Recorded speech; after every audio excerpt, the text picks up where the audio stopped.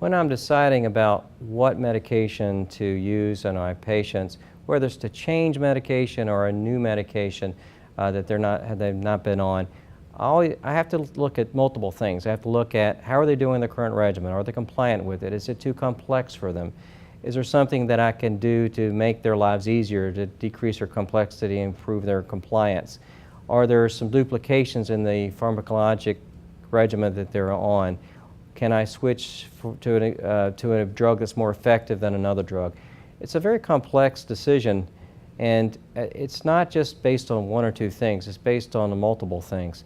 And finally, I think I look at the safety and the efficacy, and knowing how these medications work and what the trials have shown and what their comparators are. Are they better than the previous medications that we have?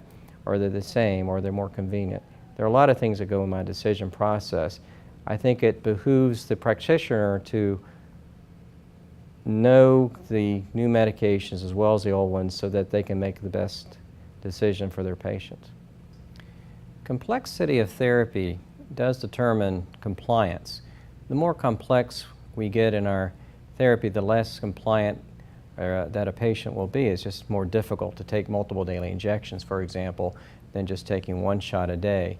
So I think that we're trying to make things more simple, more convenient for patients. Diabetes is not a very convenient disease, so we like to try to make it as convenient as we can.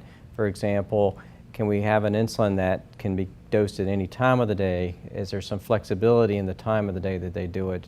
If they forget it when they're supposed to take it, when did they take it? When should they take it?